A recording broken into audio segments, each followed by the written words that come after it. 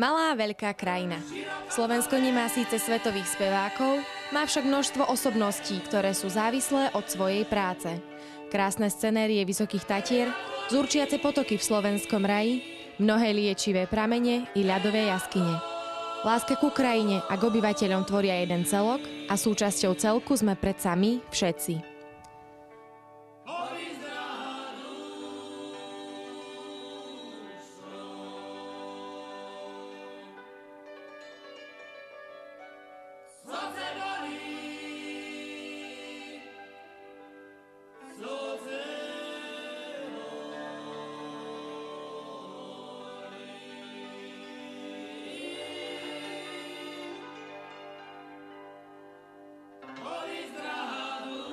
Geograficky je Slovensko typické členitým povrchom, krajina je známa množstvom národných parkov s príťažlivou prírodou, najmä v horskom teréne.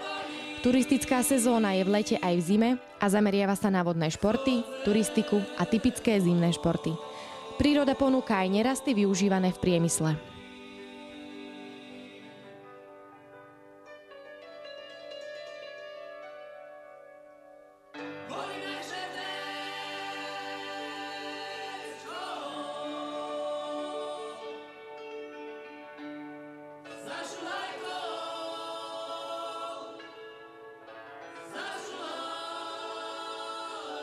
Historicky siahajú korene Slovenska až k ilírskym a keltským kmeňom. Prví Slovania sa tu objavili v 6. storočí nášho letopočtu. Dlho bola krajina súčasťou Rakúsko-Uhorska, potom tvorilo Slovensko spoločný štát s Českom a úplne samostatné je od roku 1993. Úradným jazykom je slovenčina, hlavným mestom Bratislava.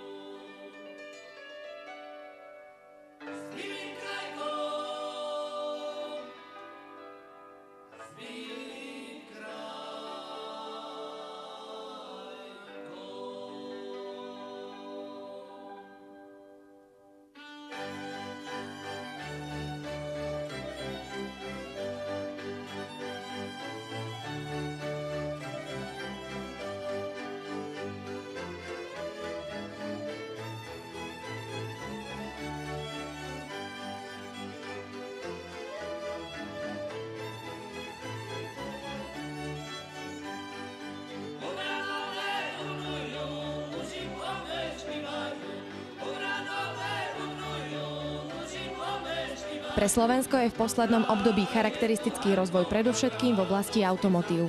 V krajine pôsobí niekoľko automobiliek aj ich dodávateľov. Výhodnou devízou je spomínaná geografická poloha krajiny, kvalitná pracovná sila a vzdelaní ľudia. Životná úroveň je porovnateľná s vyspelými krajinami sveta, vzdelanie, architektúra aj turizmus čerpajú najmä z histórie. Krajina je súčasťou zoskupenia krajín Vyšehrádskej skupiny V4, ktorému Slovensko v čase od júla 2010 do júna 2011 predsedá.